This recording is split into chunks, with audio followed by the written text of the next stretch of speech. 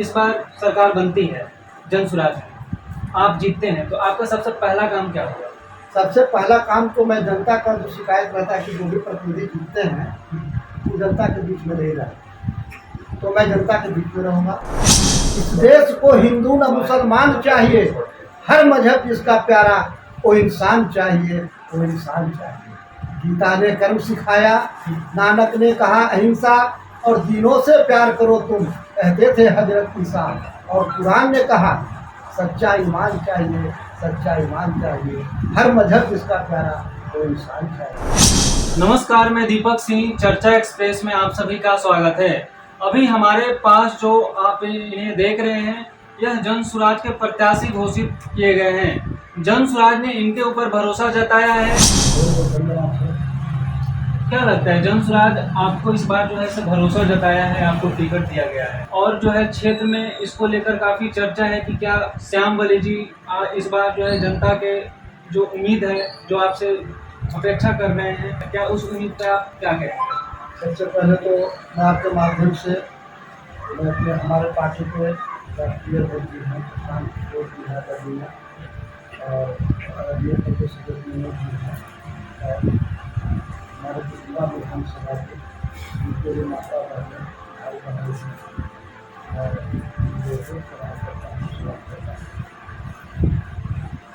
और जिस तरह से पार्टी ने हम पर भरोसा किया है, मैं आपके चैनल के माध्यम से वचन देता हूँ कि मैं इनको सीट जीत कर दूँगा।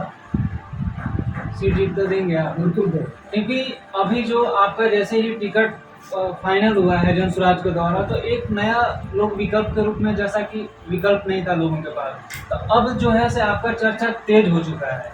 लोग अब पूछ रहे हैं, जान रहे हैं कि क्या जन स्वराज जो जिस तरह से मतलब वादा कर रही है, जो भी 5-7 एजेंडे हैं, क्या उस एजेंडों को लेकर आप आगे बढ़ेंगे?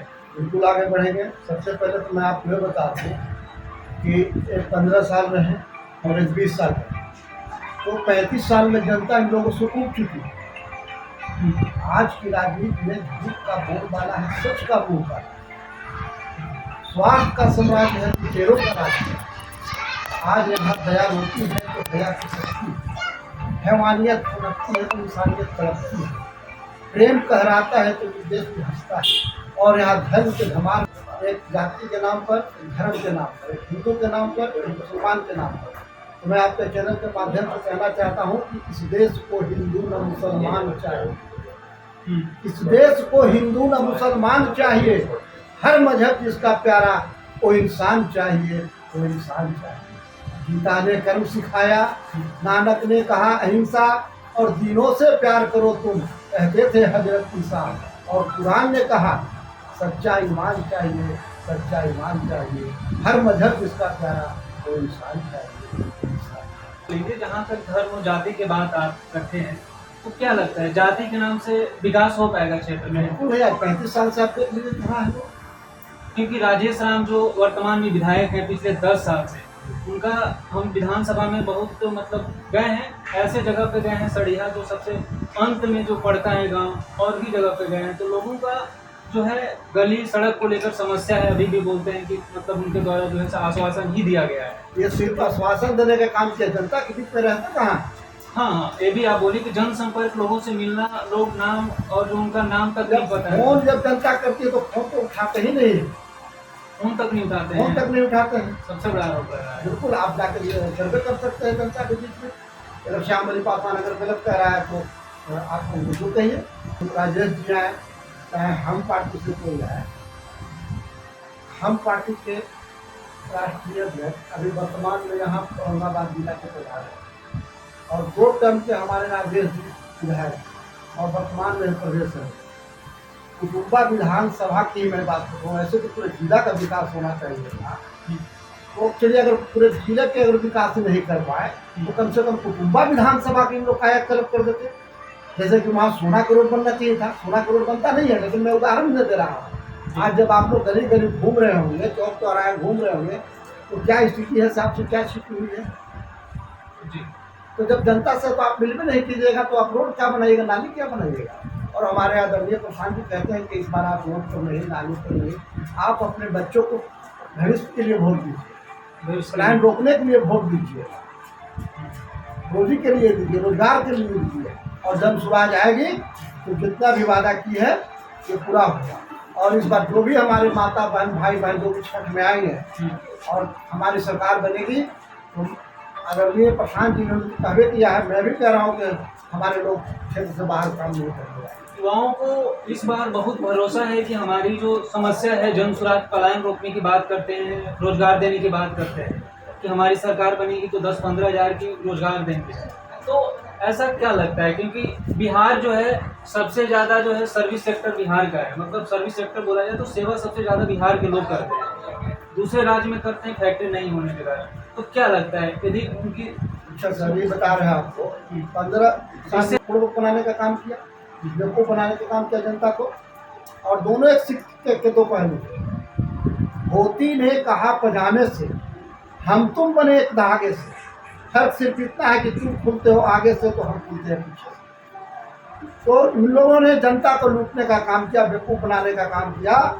और इस बार हमारे युवा नौजवान साथी पढ़ लिख कर अब बताते हैं, जैसे कि आपको 10,000 रुपये महिलाओं को फ्लोवर देने का काम किया।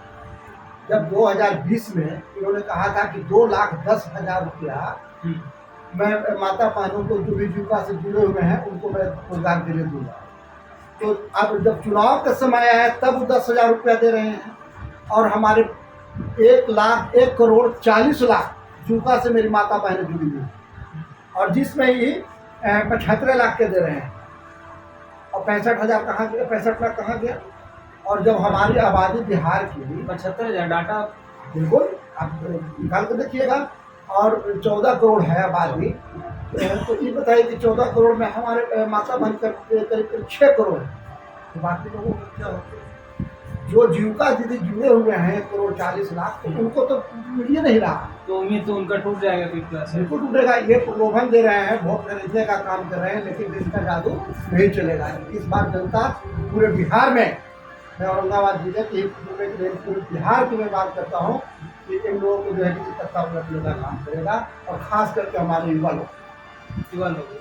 क्या लगता है यदि आपकी जो है इस बार सरकार बनती है, जन स्वराज में आप जीतते हैं, तो आपका सबसे पहला काम क्या होगा? सबसे पहला काम तो मैं जनता का जो शिकायत रहता है कि जो भी प्रतिनिधि जीतते हैं वो जनता के बीच में नहीं रहे, तो मैं जनता के बीच में रहूँगा। और जो हम PLC कार्ड जो परिवार लाभ कार्ड बनवा रहे थे, तो मैंने 3400 पंचायत में कमेटी लगाकर परिवार लाभ कार्ड बनाने का काम किया। उसी तरह से मैं 400 पंचायत में आपको जनता दरबार लगाकर उनकी समस्या को सुनूंगा और स्थानीय मुद्दा को मैं दूर करने का प्रयास करूँगा। आप सबसे बड़ी बात बोले कि जनता दरबार लगा के समस्या को सुनूंगा, तो क्या है जनता दरबार डेली लगेगा, कैसे क्या? जनता दरबार डेली नहीं लगेगा, जैसे कि 4 पंचायत हो गए, 5 पंचायत को मैं इकट्ठा करूँगा कहीं पे लोगों से बात करके, और 4 पंचायत के 5 पंचायत के लोगों को बैठाऊँगा कि आप लोगों का अपना अपना पंचायत का क्या क्या मुद्दा है, और मैं उसको अपने स्तर से उसको नोट करूँगा, और जो भी उनकी समस्या होगा मैं दूर करने का काम करूँगा। उसी तरह से मैं 4 पंचायत में जनता दरबार लगा के काम करूँगा। जनता दरबार लगा काम करेंगे। अच्छा, शिक्षा व्यवस्था में बोलते हैं कि यदि हमारी सरकार बनती है तो जो सरकारी स्कूल है वहाँ पे जो पढ़ाई होता है, क्योंकि हम यहाँ पे जो घूम रहे हैं कुटुम्बा विधानसभा क्षेत्र की हम बात करें तो यहाँ पे वैसे स्कूल है जहाँ पे 4 दीवारी नहीं है, शिक्षकों की कमी है, गुणवत्तापूर्ण शिक्षा भी नहीं है, तो इसको लेकर आप क्या बोलेंगे? मैं तो सब बता रहा है कि 35 साल से तो खाली बड़े भाई और छोटे के भाई के चक्कर में बिहार बता दो, तो आपका शिक्षा क्या खोल रहे हैं हमारे यहाँ? आपके समय में क्या बता होगा? हमारे समय में हमारे नेताजी ने कहा, नेताजी ने ही कहा, आदरणीय प्रधान जी ने कहा कि सबसे पहले मैं जो 1 से लेकर 15 तक उन्होंने फ्री में देंगे। अगर सरकारी विद्यालय में आपकी सुविधा नहीं है तो उन्होंने प्राइवेट स्कूल में पढ़ाने के लिए 1 से लेकर 15 तक बच्चों को देंगे। 15 तक देंगे, 15 क्लास तक, 1 से लेके पहला से लेके 15 से लेके 1 से लेके 15 तक मैं आपको उसको कर मतलब सरकारी में गुणवत्तापूर्ण पढ़ाई नहीं होगा, शिक्षा नहीं मिलेगा, तो हम उसका प्राइवेट में करेंगे। हाँ, और उसका जो सरकार वहन करेगी, जो भी खर्चा, हाँ जो भी खर्चा होगा वहन को सरकार करेगी, और फिर हमारे जो सरकारी विद्यालय है उसको हम लोग सुधारने का काम करेंगे, सुधारने का काम करेंगे। बिल्कुल। तो पलायन और शिक्षा पे सबसे बड़ा बदलाव होने वाला है। बिल्कुल, एकदम पलायन। अच्छा ये बताइए कि सबसे बड़ा मुद्दा हमारे बिहार का क्या है? बिहार का तो वोट हम देते हैं, वो फैक्ट्री गुजरात में लगता है। हमारे जितने भी नौजवान हैं लड़के दिल्ली, बॉम्बे, गुजरात, हरियाणा ये सब कमाने जाते हैं। तो जब उनके घर में व्यवस्था अगर हमारी पार्टी करेगी तो क्यों जाएंगे? और मेरी पार्टी करेगी, जरूर करेगी। मैं दावे के साथ कहता हूँ कि जरूर मेरी पार्टी करेगी, विश्वास है आपको? पूर्ण विश्वास है। और आप जहाँ जाते हो तहाँ देखते हो कि सारे लोग इस बार स्कूल बस का छाप पर वोट देने के लिए क्या मैं बताऊँ, मुझे उनको जन सैलाब मिल रहा है।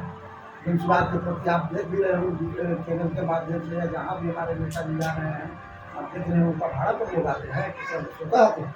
नहीं, विकल्प तो लोगों का मतलब एक है कि हमें बदलाव चाहिए। अब बदलाव के रूप में ऑप्शन में यहाँ पे अब क्या क्या विकल्प नहीं मिल रहा था जनता को।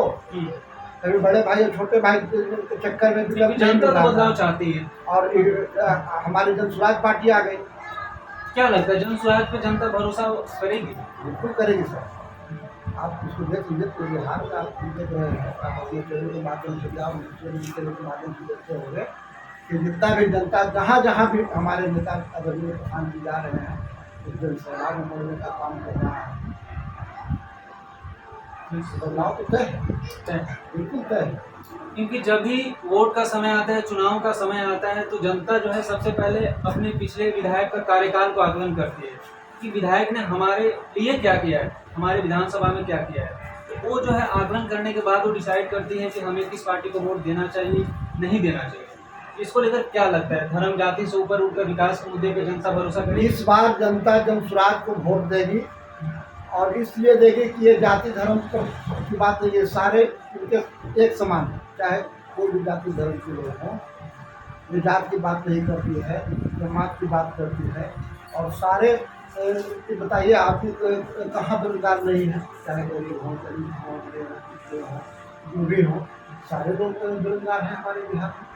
बिहार में बिल्कुल एक भी काम नहीं मिल रहा है लोगों को, पढ़ लिख कर कुछ कर रहा है, कुछ कर रहा है। पढ़े लिखे युवा बेरोजगार है, शिक्षित बेरोजगारी बढ़ा है। बिल्कुल बढ़ा हुआ है। जैसे मोदी जी वादा किए थे कि हम हर साल में 2 करोड़ नौकरी देंगे, कहाँ है नौकरी 2 करोड़? बताइए। उनका तो आंकड़ा हमें लगता है 2-2.5 के आसपास जाता है पर वही बात तो कह रहे हैं सर, 2 करोड़ कहे थे कि हम देंगे, हर गरीब को 15 लाख खाता में देंगे। अब क्या कहते हैं कि जुमला भाई, जुमलेबाज से तो जनता त्रस्त हो गई है।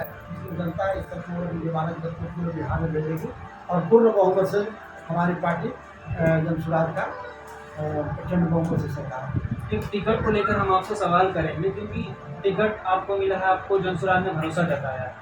वैसे ही कुछ बिहार में वैसे भी नेता हैं जहां जिन पे जो है कई केसेज है, क्रिमिनल नेता हैं, आप उसे बोल सकते हैं।